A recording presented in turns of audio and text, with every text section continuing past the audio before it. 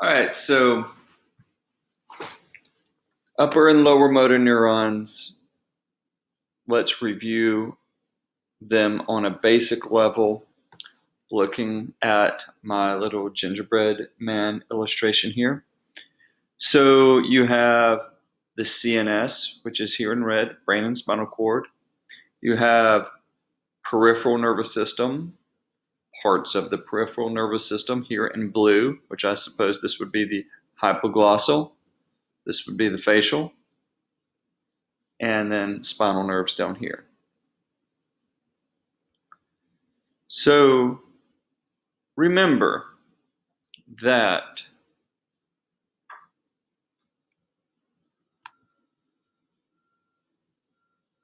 when you have a lower motor neuron lesion, so we'll say a right hypoglossal lesion, right there. The affected part of the body is going to be ipsilateral to the lesion, meaning that the side of the tongue that is affected is going to be on the same side of the body as the lesion, meaning the right side. So the affected side of the body is ipsilateral to the lesion. And this is the same thing for speech as it is swallowing. So that guy's tongue, that will produce a flaccid dysarthria. It's also going to produce an oral dysphagia.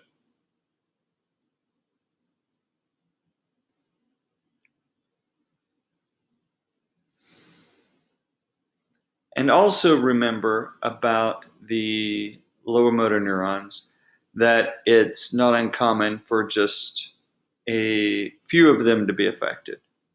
So if I had a brainstem stroke, then I might only hit a few cranial nerve nuclei, only damaging a few cranial nerves on one side of my body. So perhaps only my face, tongue, larynx, maybe only this stuff up here is negatively impacted with a flaccid weakness, while the rest of this side of my body is fine. But if you have an upper motor neuron lesion, so here this guy has a left hemisphere stroke, it won't just affect one or two structures in the body, it will affect that entire side of the body from the mouth down. And whereas the lower motor neuron lesion is going to produce a flaccid weakness, a flaccid paralysis, an upper motor neuron lesion is going to create a spastic paralysis. So this guy, that is our left hemisphere stroke, probably has aphasia, probably has cognitive deficits, probably is going to have some level of dysarthria due to the spasticity now of the right side of his body.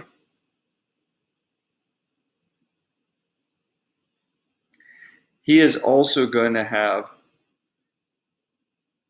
dysphagia. He's going to have swallowing problems as a result of these same physical deficits that are negatively impacting his speech.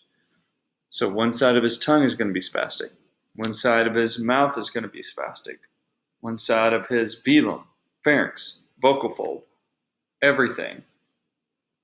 And that can negatively impact the ability of those structures to effectively participate in mastication and deglutition, swallowing. And remember that a lesion above the level of decussation,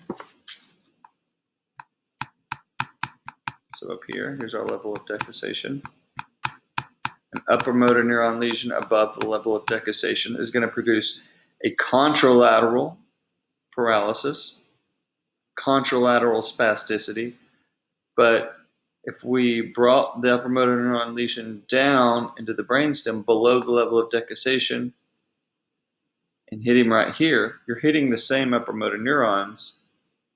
You're going to create potentially the same spastic hemiparesis. So the physical deficits would be there, but that guy would be saved from having a big left hemisphere stroke. So he would just have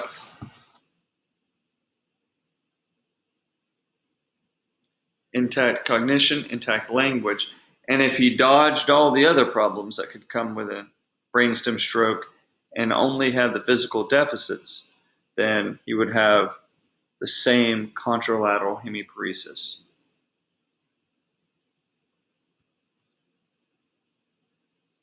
As he would with that same lesion above the level of decussation on the contralateral side of the brain.